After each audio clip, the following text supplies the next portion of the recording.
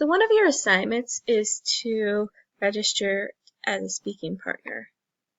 And one thing you want to keep in mind is that while a lot of people won't get speaking partners because there is definitely more on our side than there is demand for them, even if you don't get to do that and are doing the alternative assignment, it's a great way to kind of get out of the American bubble that you have and see how other people think and feel, and to notice not only the similarities but the differences between us, but also why that makes us special. And so, as you can see, you would go to the speaking partner registration instructions and it's going to give you some directions.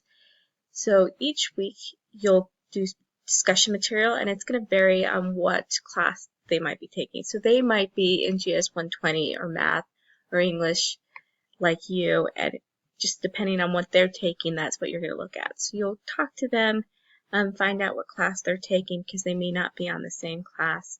And then when the week comes to meet them, so this would be for next week, you would go over the information that's there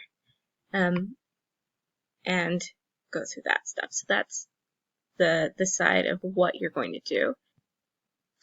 As you'll see, there are some exceptions to this. You want to make sure that if you are an exception that you talk to Pathway support about them, and don't assume just because you don't want to do it or you have some different things going on that that's going to necessarily exempt you. And keep in mind, again, not everyone's going to get a partner. So go into this, kind of accept it, and then if you don't, then you don't have to worry about it. But not having a camera or different things like that are not excuses for it. Right, then you want to go to the speaking partner matching tool,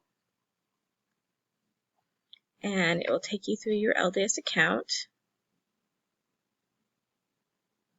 You'll include information here, and some of it might already be filled out. Just make sure you have it all right.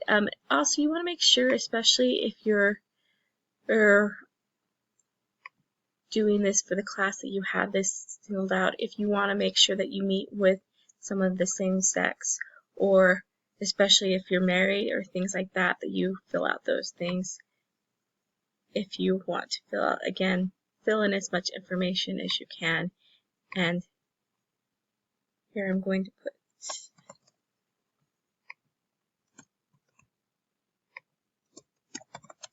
finish filling this out.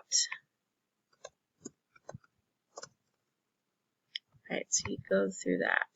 And also you have to include your Skype name. So if you haven't set up your Skype account yet, again, it will take you here to create an account. So this is something I want you to keep in mind, as well as your time zone is very important, because if you don't fill out the right one, then you have problems there. And then it also asks you some other questions as well. So after you do this one, you'll do create, and it will take you to the next one.